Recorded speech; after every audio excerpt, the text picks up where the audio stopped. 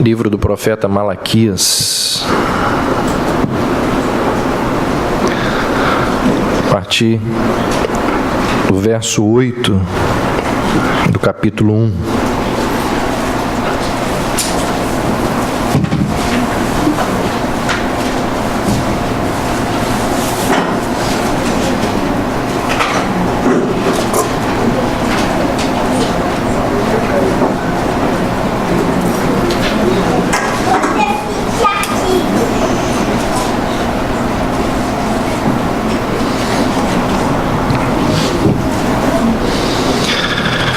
Malaquias 1, a partir do verso 8 até o verso 14. Quando oferecereis em sacrifício um animal cego, isso não é errado? E quando ofereceis o animal aleijado ou doente, isso também não é errado? Ora, apresenta-o ao teu governador. Será que ele se agradará disso? Ele vos atenderá? Pergunta o Senhor dos Exércitos. Suplicai agora o favor de Deus para que tenha compaixão de nós. Com esse tipo de oferta, será que Ele vos atenderá? Pergunta o Senhor dos Exércitos. Ah, se houvesse entre vós alguém que fechasse as portas, para que não acendesseis em vão o fogo do meu altar. Eu não tenho prazer em vós e nem aceitarei vossa oferta, diz o Senhor dos Exércitos. Mas o meu nome é grande entre as nações do Oriente ao Ocidente, e em todo lugar oferecem ao meu nome incenso e uma oferta pura, porque o meu nome é grande entre as nações, diz o Senhor dos Exércitos. Mas vós o profanais quando dizeis: a mesa do Senhor é impura, e seu alimento é desprezível. Afirmais também: que canseira! E o desprezais, diz o Senhor dos Exércitos. Trazeis como oferta o que foi roubado, o aleijado e o doente, e ainda quereis que eu aceite isso da vossa mão? Pergunta o Senhor dos Exércitos. Maldito seja o enganador, que tendo animal macho sem defeito no seu rebanho, promete oferecê-lo, mas sacrifica ao Senhor um animal defeituoso. Pois eu sou o grande rei, e o meu nome é temível entre as nações, diz o Senhor dos Exércitos. Vamos orar? Senhor Deus, que a Tua Palavra nos ajude, nos edifique na nossa fé, que, como cantamos há pouco, oscila, tem variações, tem dias, semanas e épocas em que ela está forte, mas tem dias em que ela está tão fraca. Por isso, ó Deus, nós carecemos tanto da Tua Palavra, para que ela ilumine os nossos caminhos, seja lâmpada para os nossos pés, para que ela nos fortaleça diante das oscilações da nossa fé. Dá-nos, ó Deus, a Tua Palavra. É o que nós te pedimos em nome de Jesus. Amém. Nós chegamos hoje ao último livro do Velho Testamento na nossa série de mensagens sobre esses livros que compõem as Sagradas Escrituras. E acerca do livro de Malaquias, infelizmente Malaquias é conhecido como o profeta do dízimo, né? Por uma parte muito pequena lá do seu livro, muito pequena. Só que o livro de Malaquias tem muitos outros ensinamentos tão importantes quanto a questão do dízimo. E eu gostaria de indicar esse livro do Augusto Nicodemos, O Culto Segundo Deus. a mensagem de Malaquias para os dias de hoje. Ele analisa capítulo por capítulo e mostra muitas coisas valiosíssimas e muito preciosas acerca do livro de Malaquias. Uma sugestão muito boa, me abençoou muito quando eu li esse livro. Fica aí então a indicação. O nome Malaquias significa meu mensageiro.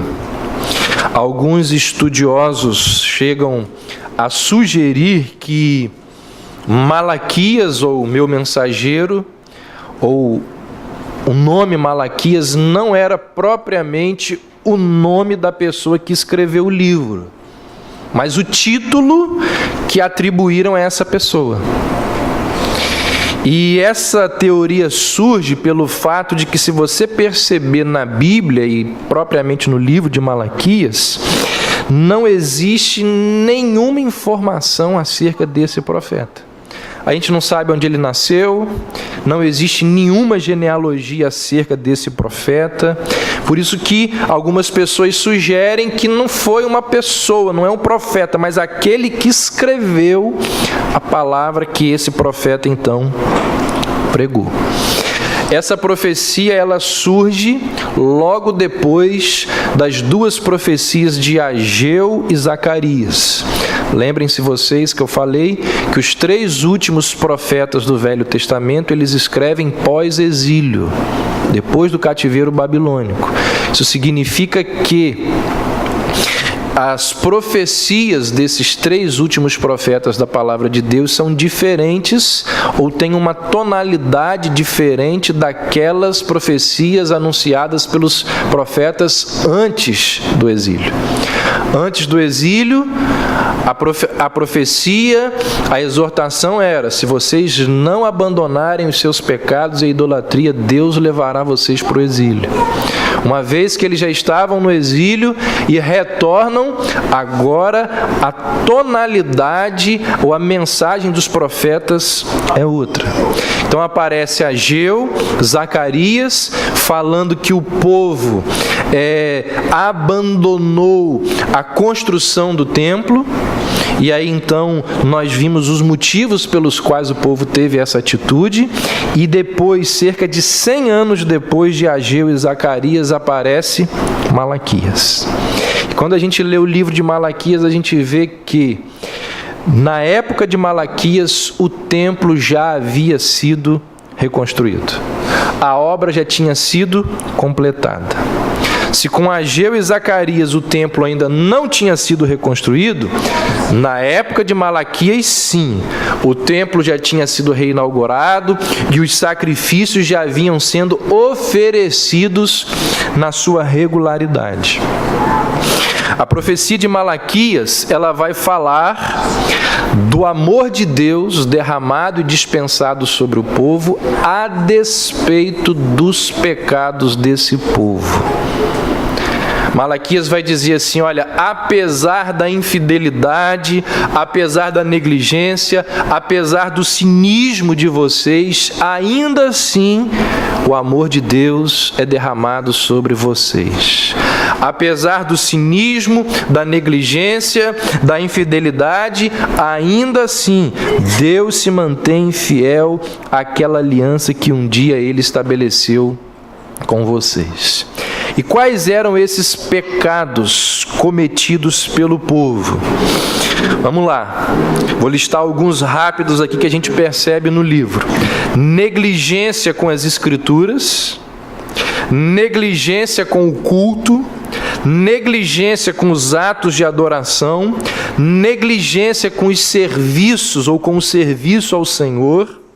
Vários sacerdotes estavam chafurdados em pecados, infidelidade do povo em várias áreas das suas vidas.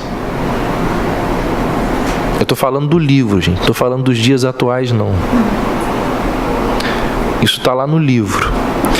E o povo, ao mesmo tempo em que está cometendo esses pecados, ele está muito insatisfeito com os desígnios, os mandamentos e as ordens de Deus. como nós vamos ver, apesar de todos esses pecados, o povo vai dizer assim: olha, nós estamos desiludidos com Deus. Nós estamos desiludidos com Deus, com a nossa fé, insatisfeitos com a maneira com que Deus dirige e controla o mundo. E aí então essa indignação do povo vai acabar se materializando em murmuração contra o Senhor. O povo começa a murmurar, a lamentar e se torna insensível e frio na sua relação com Deus. E é aí nesse contexto que Deus levanta Malaquias, e Malaquias, como um advogado de Deus, ele começa a rechaçar essas acusações do povo, começa a defender Deus diante da lamúria e das acusações do povo. E aí ele não vai só defender Deus, como ele também vai colocar o povo no lugar dele. Vai mostrar para o povo que os questionamentos que eles estão fazendo não têm fundamento. E aí esses questionamentos que o povo faz e a resposta que Malaquias dá a esses questionamentos feitos pelo povo geram dentro do livro 6 diálogos entre Deus e o povo. Ao longo do livro nós encontramos 6 diálogos de Deus com o povo, e aí nós aprendemos muitas verdades preciosas para as nossas vidas. Vamos olhar cada um desses diálogos. Primeiro deles, capítulo 1, verso 2 e verso 3.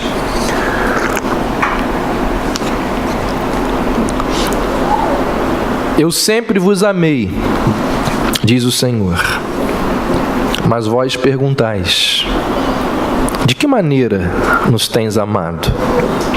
Por acaso não era Esaú irmão de Jacó, diz o Senhor? No entanto, amei Jacó e rejeitei Esaú. Fiz dos seus montes uma desolação e dei herança aos chacais do deserto. Então, o primeiro diálogo surge da pergunta do povo: em que Deus tem nos amado? De que maneira o Senhor nos ama? Então o Senhor vai mostrar e ao mesmo tempo recordar a forma como os judeus foram amados por Ele. No entanto, na medida em que eles experimentavam alguma situação de desapontamento com Deus, tipo uma seca, uma colheita mal sucedida, quando acontecia alguma coisa que pudesse levar o povo a ficar desapontado com Deus, eles faziam com que aquele momento que eles estavam passando, aquela circunstância, afetasse toda a sua relação para com Deus. Ou seja, o povo da época de Malaquias era muito parecido com aquela pessoa que nunca consegue enxergar os créditos, só vê os débitos. Você acerta a vida inteira, errou uma vez e não presta mais. A vida inteira você conseguiu caminhar, quando você pecou, não quero mais ver a sua cara, sai de perto de mim. Eu sempre vos amei, disse Deus, e o povo diz: de que maneira nos tens amado? Qual é o pai ou a mãe que quando termina de disciplinar o filho, nunca ouviu do filho assim, você não me ama? Tem essa história? Vai lá e dá um castigo, aplica uma disciplina, o filho fala assim, você não me ama. Aquela criança ou aquele adolescente, tomada pelas suas emoções de momento, focaliza o que? Naquele momento, ou seja, o seu olhar se direciona só para aquela circunstância, ela perde o senso mais abrangente daquilo que os pais sempre fizeram por ele ou por ela, e diz assim: o Senhor não me ama. Por causa daquele castigo específico, por causa daquela situação. Ou seja, nós seres humanos, a nossa memória emocional ela é muito fraca. Malaquias nos mostra o quê? Que o povo de Deus, quando pergunta assim, em que Deus nos tem amado? O povo, quando faz essa pergunta, ele se esquece das inúmeras expressões de misericórdia ou da misericórdia de Deus ao longo de séculos.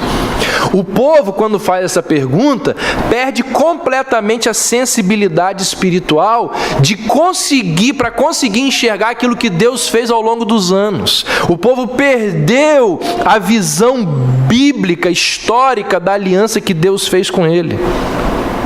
O povo perde a percepção da graça de Deus. De que maneira nos tens amado. Versos 6 e 7, olha aí.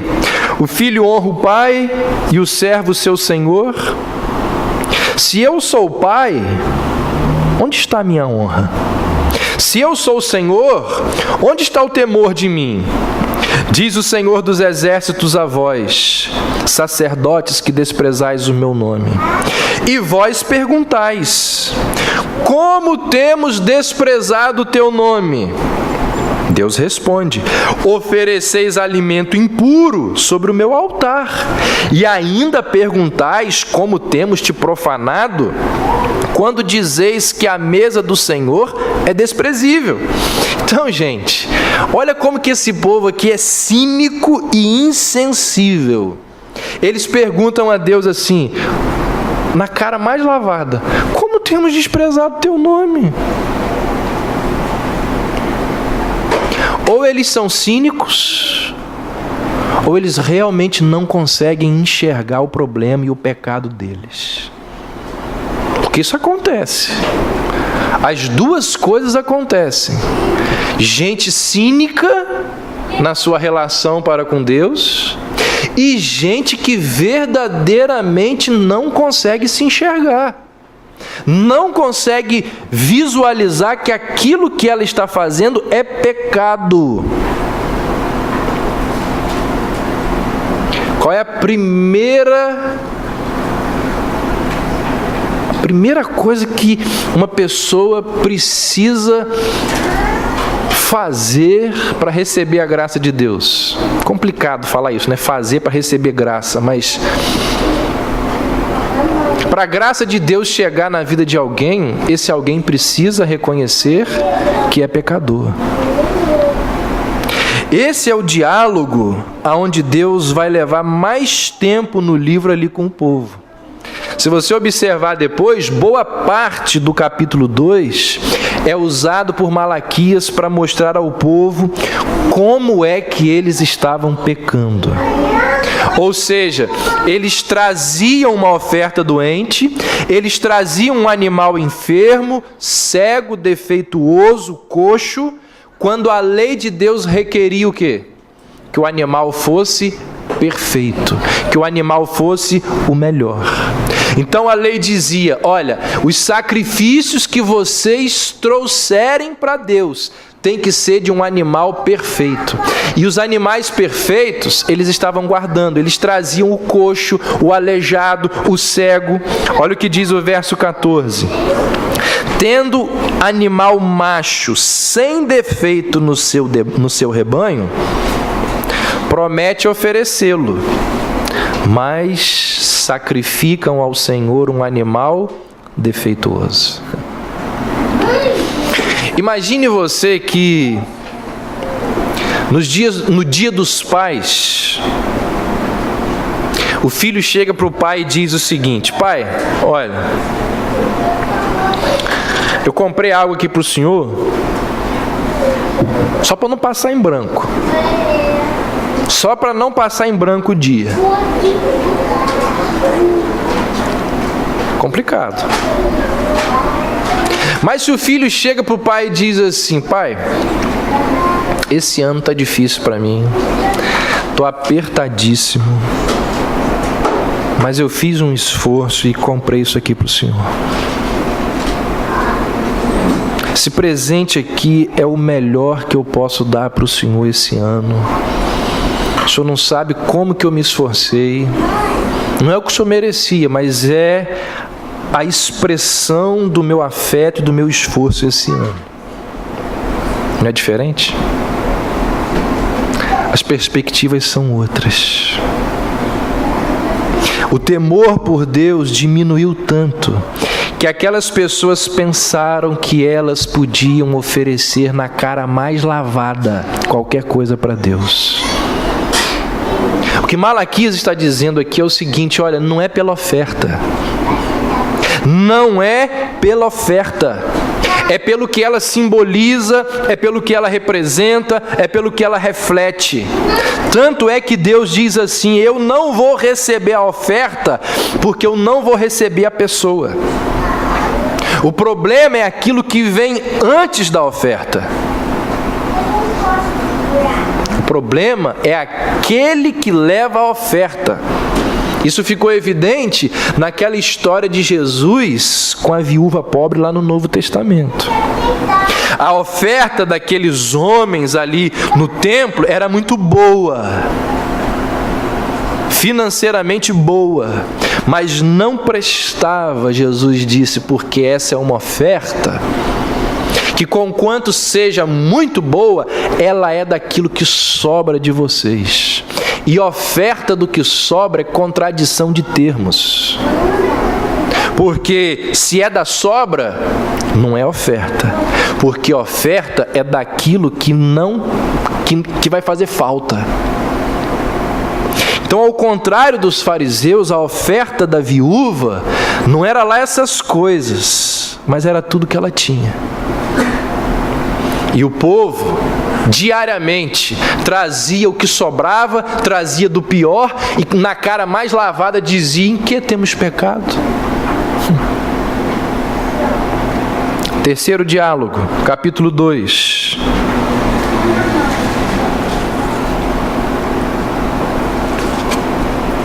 Versos 13 e 14. Além disso, ainda cobris o altar do Senhor de lágrimas, choro e gemidos, porque Ele não olha mais para as ofertas, nem as aceita da vossa mão com prazer. Mesmo assim perguntais: por quê? Porque o Senhor tem sido testemunha entre ti e a esposa que tens desde a juventude, para com a qual foste infiel, embora ela fosse tua companheira e a mulher da tua aliança matrimonial.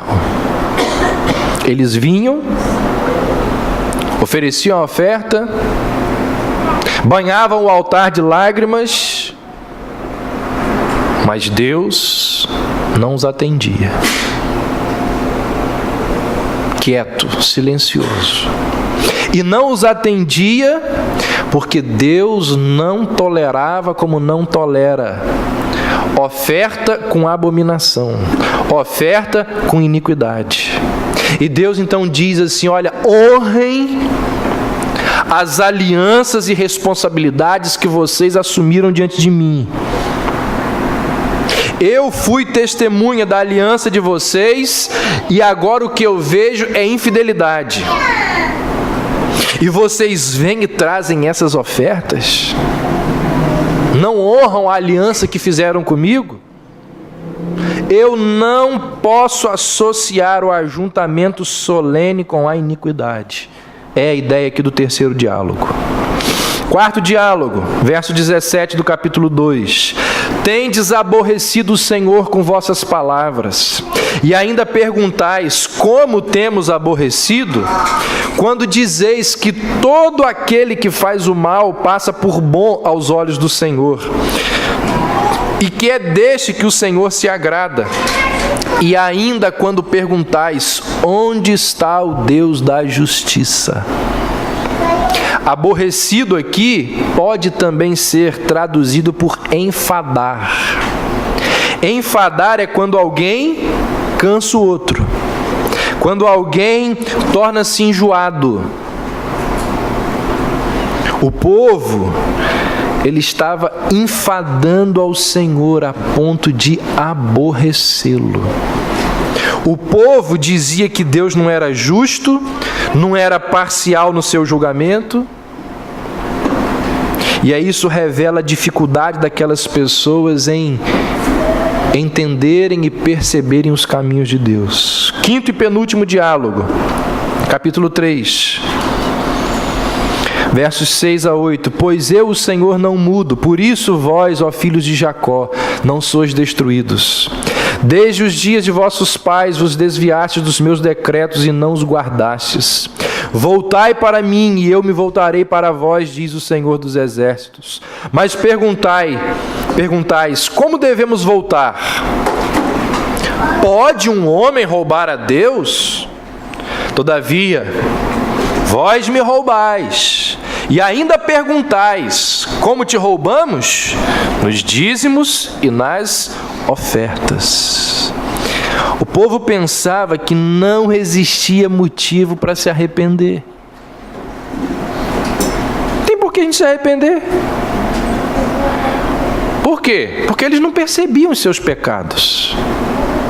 Eles não enxergavam as suas iniquidades. Como disse há pouco, eram cínicos, debochados, pode ver aqui, ó, irreverentes, e o cinismo e o deboche está aqui nessa pergunta: pode um homem roubar a Deus? É uma boa pergunta, irônica, num debate, num diálogo. Por quê? Porque nós somos roubados, ou nós somos roubados porque nós não sabemos que estamos sendo passados para trás. Mas Deus é onisciente, Deus sabe de tudo, Deus tudo vê, Deus tudo percebe, Deus tem o controle de todas as coisas. Ô Deus, como pode o Senhor ser roubado? Como pode o Senhor ser enganado? Então eles insistem: como te roubamos? E Deus responde: nos dízimos e nas ofertas. Mas como acontece isso? Como acontece isso? Quando vocês não dão o dízimo das primícias, daquilo que está lá na minha aliança e no meu pacto com vocês, que vocês deveriam dar, das primícias. Porque quando vocês não dão das primícias, vocês estão declaradamente afirmando o seguinte: Deus não é prioridade nas nossas vidas. E esse era um pecado enorme. Por quê? Porque o primeiro ponto da lei dizia o quê? Que todo homem deveria amar a Deus sobre todas as coisas, com o seu coração, com a sua alma, com a sua força e com o seu entendimento. Deveria buscar o reino de Deus e a sua justiça em primeiro lugar. E o que estava acontecendo na época de Malaquias era uma evidência de que, na escala de valores e prioridades do povo, Deus não era o primeiro. Quando vocês não dão das primícias, o que vocês estão me dizendo é que eu não sou prioridade para vocês. Então, quando Deus dizia que eles roubavam os dízimos e as ofertas, era isso que ele estava evidenciando: o quê? Vocês estão abandonando, subtraindo, negligenciando aquilo que é mais importante. Último diálogo, capítulo 3, verso 13. As vossas palavras foram hostis contra mim, diz o Senhor. Mas perguntais: o que falamos contra ti? Note a expressão aí, ó, mas perguntais. O que essa expressão mostra? Que o povo não conseguia enxergar os seus pecados. Deus está falando: olha, vocês erram nisso, nisso, nisso e nisso. E todas as vezes que Deus fala que o povo está errando nisso, ele sempre pergunta: mas como assim? Eles não conseguem ver. Olha o que diz o verso 14 e 15 do capítulo 3. Falastes que é inútil servir a Deus. Que vantagem tivemos por ter cuidado em guardar os seus preceitos e por termos lamentado diante do